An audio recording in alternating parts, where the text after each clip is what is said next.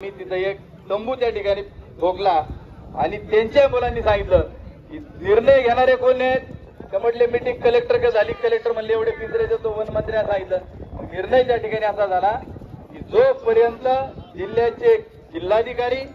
One खात्याचे मंत्री आणि पालकमंत्री इथं येत नाही तोपर्यंत तो मृतदेह हलवायचा नाही पीएम करायचा नाही बरोबर आणि त्यानुसार कार्यवाही झाली आणि 3:30 वाजता अतिरिक्त जिल्हाधिकारी सतीश राऊत आले आणि त्याच्यानंतर जिल्हाचे एसपी संदीप गिल साहेब आले ए बाळा खाली ठेव ते येतील लोक मध्ये येऊ डिस्टर्ब करू नका खाली ठेव ना तू पास करतील हा देतील एकमेकाला फक्त आणून ठेवा पुढे पास करा तर मग त्यानंतर त्यांनी असं सांगितलं की 8 दिवसाच्या आतमध्ये इथं जिल्हाधिकारी येतील जांबूतमध्ये पिंपरखेडमध्ये ते मीटिंग घेतील आणि त्यानंतर तुमच्या ज्या भावना त्या समजून घेऊ आणि काय निर्णय घ्यायचा तो घेऊ 12 तारखेची घटना झाल्यानंतर 16 तारखेला मी स्वतः राज्याचे वनमंत्री गणेश नाईक साहेबांशी बोललो आणि त्यांनी सांगितलं की मी स्वतः येतो पाहणी आपण करू म्हणलं ठीक आहे आम्ही लोकांना देखील सांगितलं त्याच्यानंतर 22च्या नंतर कुणीही अधिकारी आले नाही म्हणून 27 तारखेला मी स्वतः मंत्रालयात गेलो त्यानंतर सरपंच शंकरराव पिंगळे गेले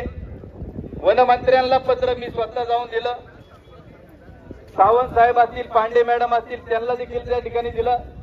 एक कॉपी पवार साहेबांना दिली त्यांनी सांगितलं की मला एक मुख्यमंत्र्यांच्या नावाने पत्र द्या आणि ते पत्र देखील त्यांच्याकडे दिलं फाईल कुठे पत्रांची गणेश नाईक साहेबांची पोस्ट घ्यायची आणि मुख्यमंत्र्यांची घ्या आणि मग पवार साहेबांनी सांगितलं की मी सीएम साहेबांना मीटिंग घ्यायला लावतो आमचं म्हणणंच एवढं आहे की सत्तेमध्ये आज मुंबईत कबुतराच्या प्रश्नावरती मुंबई बंद होते आणि मुख्यमंत्री त्यांना वेळ देतात आम्हाला किती लोक मारल्यानंतर तुम्ही इथं वेळ देणार हा आमचा सवाल आहे हे पत्र आहे वनमंत्र्यांना स्वतः मी जाऊन 27 तारखेला दिलं आणि मग आज ही ज्यावेळी घटना होती कालची झाली पंतप्रधान रास्ता रोको केलं त्यानंतर रोडेवाडी फाट्याला देखील केलं आणि रात्री रोडेवाडी फाट्याला सर्वांनी ठरलं की जोपर्यंत आता ठोस निर्णय होत नाही तोपर्यंत आता मागे हटायचं नाही आता लढायचं हा निर्णय घेतला आणि म्हणून हे आंदोलन इथं आज त्या ठिकाणी ठेवलं कारण किरकोळ रस्ते आडून त्याचा काही परिणाम होत नाही जिल्हाधिकाऱ्यांनी रात्री मला 11:40 पत्र पाठवलं की आम्ही बिबट्या जो नरभक्षक आहे त्याला मारण्याचा शूट करण्याचा आदेश काढलेला आहे डोले साहेब इथं डीवायएसपी आहेत त्यांनी सांगितलं की सकाळी 6:30 वाजता माणसं तिथं शूट करण्याकरता येतील आम्ही वाट पाहिली आणि 11 वाजेपर्यंत शूटर त्या ठिकाणी पिंपरखेडमध्ये पोहोचलेले नव्हते बरोबर ना आता साहेब आहेत आता ते त्यांना पण माहिती साहेब 11 वाजेपर्यंत कोणी आलं नव्हतं मग रात्रीत रोहनच्या संदर्भात त्याच्या वडिलांनी सांगितलं की मला जोपर्यंत न्याय मिळत नाही मुलगा माझा आहे तोपर्यंत माझ्या मुलाचा अग्नी त्याला त्या ठिकाणी लावला जाणार नाही हा निर्णय त्याच्या वडिलांनी घेतला ग्रामस्थांनी घेतला या पण जाणून घ्या आणि मला खंत एका गोष्टीची वाटते की समजा एखादी महिला आहे दोन कुठल्या पार्टीचा हा भाग त्याच्यात गौण येत पण जर ते काही बोलत असतील लोकप्रतिनिधींच्या संदर्भामध्ये आमदार असो खासदार असो मंत्री असो तर त्यावेळी कोणाला वैयक्तिक सचिनराव राग येण्याचं काही कारण त्या ठिकाणी नाही याचं कारण असं आहे की परवाच्या त्या दिवशी मेळावा झाला त्यावेळी या तालुक्याच्या आमदारांनी काय भाषणात सांगितलं या आंदोलनाच्या कुठे जोरला रोष लोकांचा काय वाढतोय आमदार काय म्हणतात या तालुक्याच्या परवाच्या दिवशी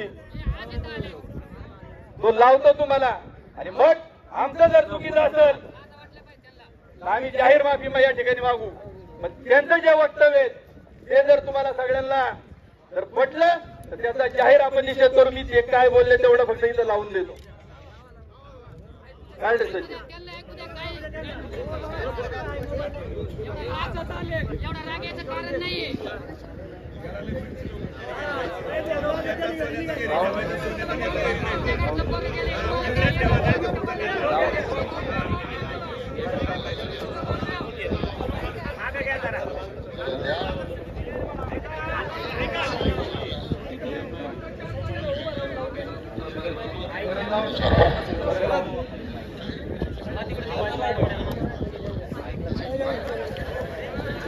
सगळेजण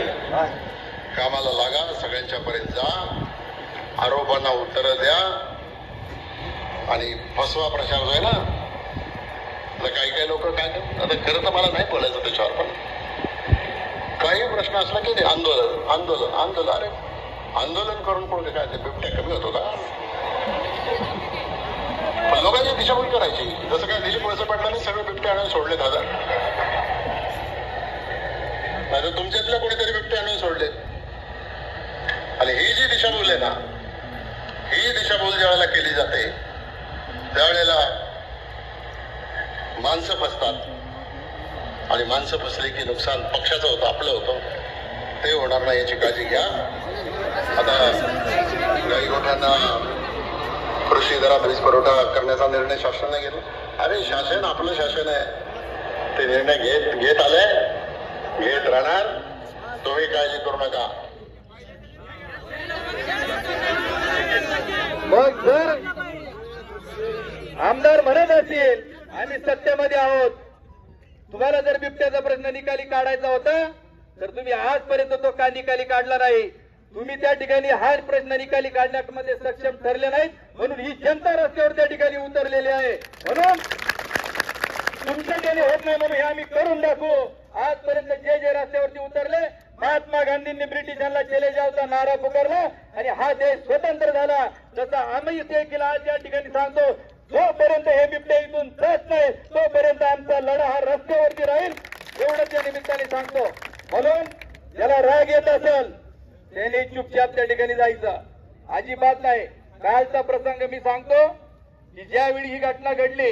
त्यावेळी तिथली स्थानिक तरुण लोक आक्रमक झाली आणि त्यांनी रस्ता अडवला. राजू शेठ गावडे देखील इथं आहेत, ते ज्यावेळी जायला लागले लोकांनी त्यांना त्या ठिकाणी अडवलं. ज्यावेळी मी त्यानंतर तिथं गेलो मला देखील लोकांनी अडवलं, म्हणले तुम्ही जायचं नाही, कोणत्याही नेत्याला इथं प्रवेश नाही. त्यांना मी सांगितलं की पहिल्या घटनेपासून मी तुमच्या सोबत आहे, शेवट राहील. तुम्ही आता 2 काठ्या मला जरी टाकल्या तर देवदत्त निकम माघार जाणार नाही, तुमच्या बरोबर रात्रभर राहील. जर तुम्हाला एखाद्या नेत्याची एवढी जर कोणाला तळमळ वाटत असेल तर माझी हात जोडून विनंती आहे, आमचा जो संघर्ष चाललाय त्याला काल वोट लागण्याकरता तुम्ही इथं थांबू नका. कृपा करून तुम्ही तुमच्या जागा रिकाम्या करा.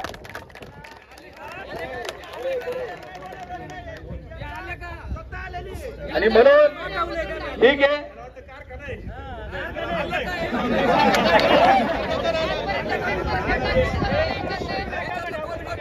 आणि म्हणून माझी आपल्याला विनंती आहे की ज्याला आपलं मत या ठिकाणी व्यक्त करायचंय त्यांनी व्यक्त करावं. हे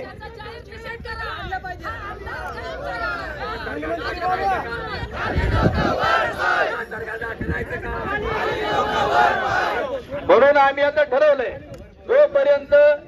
जिल्हाधिकारी, वनमंत्री, पालकमंत्री इथं येत नाहीत, आमदारांचा विषय ना ऐका, आमदारांनी सांगितले आंदोलन करून बिबट्याचा प्रश्न मार्गी लागणार नाही, त्यामुळे त्यांचा विषय आपण काढू नये, ही माझी हात जोडून त्या ठिकाणी विनंती आहे. आणि मी खासदारांना देखील सांगितले, तुम्हाला देखील जनतेच्या बाजूने त्या ठिकाणी उभं राहावं लागेल, तुम्हाला या ठिकाणी यावंच लागेल. इथं कुठल्याही पक्षाची आम्ही त्या ठिकाणी अजिबात काही त्या ठिकाणी करणार नाही. ज्याला निवडून दिलं त्याचं काम आहे जनतेच्या पाठीमागे त्या ठिकाणी सक्षमपणे उभं राहायचं. आणि म्हणून आपण सर्वांनी ज्याला भावना व्यक्त करायच्या त्यांनी करावं, ज्याला कळ निघेल त्यांनीच बसावं. परंतु रात्री देखील काल